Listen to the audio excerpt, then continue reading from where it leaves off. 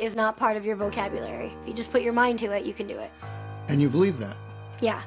That's the crazy thing is if you're never given limits, then you think, I can do anything. And if she could do anything, she wanted it to be this, what she saw her hero, Dominique Moceanu, doing on TV. There was just one problem. Jennifer was born without legs, a devastating birth defect that had led her natural parents to abandon her the day she was born.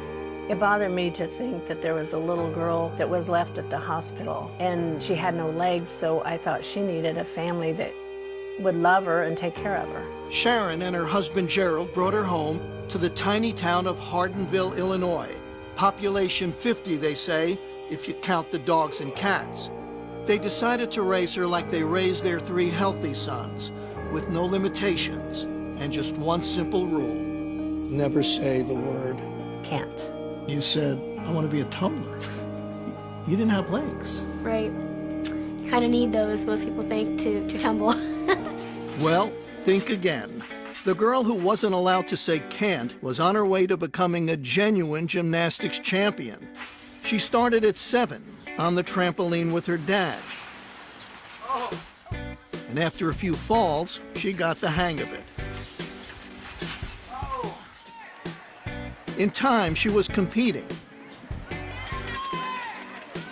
Soon after that, she was dominating. And by high school, Jennifer Bricker, are you ready for this? Was the tumbling champion of the state of Illinois. Soon, Jennifer was pursuing other sports too. Even one you'd figure she had absolutely no chance to play well, until it turned out she could steal the ball, even grab a few rebounds.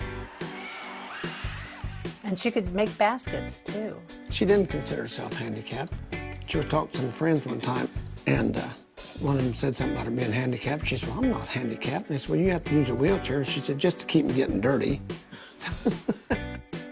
One day at age 16, out of curiosity, Jennifer asked her mother a question.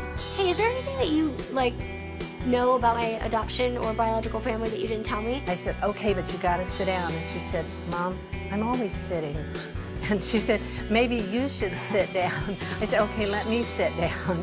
And she said, well, what's the big deal? Just tell me what my last name is. And I said, well, that's the big deal. And she said, what do you mean? I said, your last name would have been Moceanu. I knew what that meant. I knew that Dominique Moceanu was my biological sister. When she finally tracked Dominique down, Jennifer wrote her a letter. Inside the envelope were adoption papers, a photograph, and a stunning piece of news. My biological last name is Moceanu. That line, I was just like, I can't believe this is happening. Everything was there. The evidence was there. Jennifer looked like the spitting image of my youngest sister, Christina. What a moment for anyone to even speak to their childhood idol, but for their childhood idol to be their sister. That's something. She told me she was an athlete in the letter. In fact, I was her inspiration to start tumbling and doing gymnastics. And then on the phone call, she goes, oh, by the way, I have no legs. I mean, she's like, wait a minute, didn't you just tell me that you're an acrobat and you did all these sports and I could just hear the wheels turning, you know? And I said, who is this girl? Oh my God, how did she have this attitude to persevere in life and overcome every obstacle? And she's my sister. Jennifer has moved out to Hollywood. Where else if you want to be a star? She drives a specially equipped car and lives a normal, independent life. And she's earning a living. How else? As a gymnast. She's an acrobat who has toured with Britney Spears. And now she's training for a classical performance at New York's Lincoln Center. We got to go to Ohio and got to watch her perform. The audience just went crazy. They stood up and they were whistling and screaming and clapping and all this, and I was blubbering. I was sobbing because it was so beautiful, and it's like, oh my goodness, that's my baby. The baby who was taught early on never to say the word can't.